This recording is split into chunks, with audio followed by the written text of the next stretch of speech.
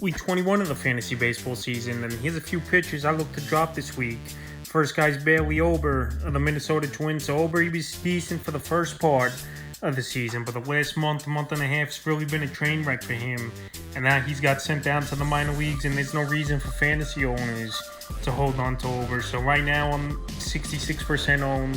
That should go down even more. And with the season winding down in the next few weeks, I don't know if we're going to see him back in the major leagues on the season. 122 and 2/3, 6-6 record, 120 Ks, a 3.67 ERA, 1.13 WHIP, and 11 quality starts. So the numbers on the year overall are good, but the last month of the season, like I said, it's what done him in. 28 innings, 0-2 record, 30 Ks, a 6.75 ERA, a 1.68 WHIP in the time. So right now, maybe he was hitting a rookie wall a little bit here. It's obviously barely over. And he's not really a guy right now that's going to help fantasy owners at all. Where he's been batting practice, like I mentioned, over the last few weeks here, is over for this Minnesota Twin teams. Last few games here for Ober: August 15th versus Detroit, 5 innings in that one, no decision, 4 hits, 2 runs, 3 walks, 6 Ks. August 22nd at the Brewers, 5 innings in that one, no decision, 2 hits, 2 runs, 3 Ks, 3 walks. And then August 27th versus Texas, 4 innings in that one, 5 hits, 5 runs, a walk, 4K. So he hasn't had a quality start since July 23rd. You don't go that deep into ball games here is over, unfortunately. And right now, he's a guy to drop off your fantasy roster. I think next season he could have some value in the mid to late rounds to get in fantasy leagues. But right now, while he's back in the minor leagues, once again, is over. After pretty much most of the season, he was up in the majors.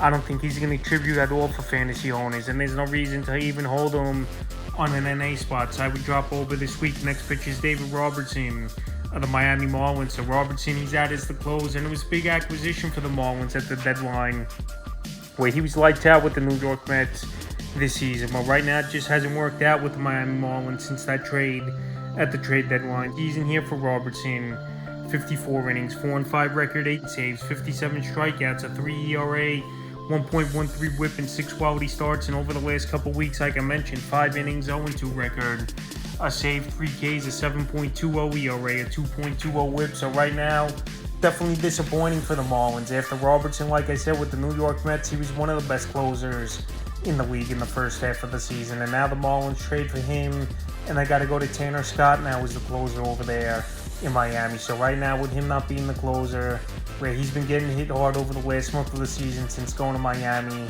he is Robertson. There's no reason to hold on to him for fantasy owners, and I would drop him this week. I think he could possibly be back as the closer this season, but right now, well, he's out as the closer over there. There's no reason to hold on to him. But like I said, they don't really have another great option. Tanner Scott's going to be the closer for now, it looks like.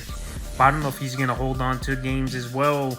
And they could go back to Robertson. But he's droppable this week. The next pitcher, another closer, Felix Bautista of the Baltimore Orioles. So Bautista, he's had a lights out, great season, no doubt about it. But now with the injury, it's definitely a concern and not really a pitcher I'm willing to wait on. I'm not big on closers. If you've been watching the channel the whole season here, where I think it's a crapshoot at the most part, even though Bautista on the year, 61 innings, 8-2 record, 33 saves, 110 Ks, a 1.48 ERA, 0.92 WHIP. But the last month, like I said, he's struggled, 11 innings, 2-1 record, 5 saves, 12 Ks, a 4.09 ERA, a 1.27 WHIP. So right now, Bautista, he's had a great year, no doubt about it. But now with this UCL injury, where possibly could be a tear as well, that's never a good sign.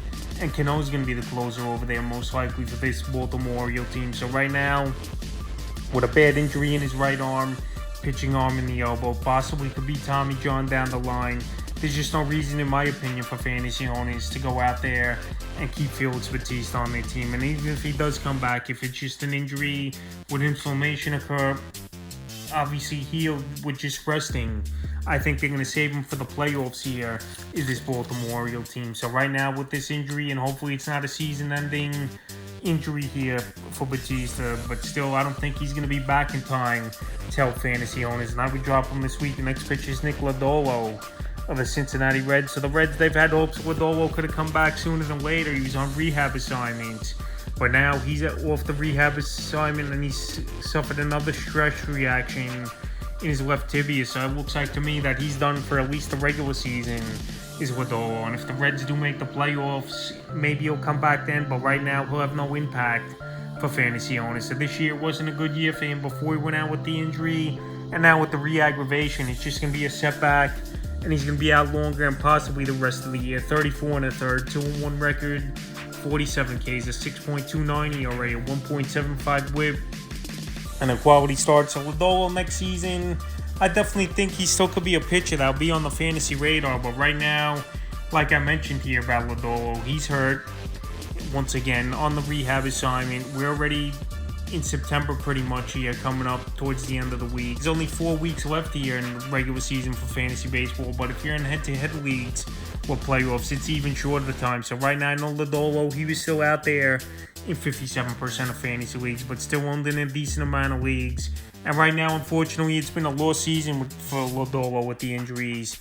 And he's a pitcher I would drop this week. And the fifth and final pitcher I look to drop is James Paxton of the Boston Red Sox. So Paxton, I'll give him some credit this season. He pretty much pitched the whole season here for this Red Sox team since he returned from the early season injury. I mean, he didn't go back on the IL, but on the year, 94 and 2/3, 7-4 record, 101 Ks, a 3.99 ERA, 1.26 WHIP, and 8 quality starts. But the last couple weeks here, he's been batting practice now as Paxton, 14 and a third, 0-1 record, 11 Ks, a 7.53 ERA, 1.88 WHIP, and a quality start. So right now, still on the 58% of fantasy leagues here is James Paxton, but he's not really a pitcher I'm willing to hold on to.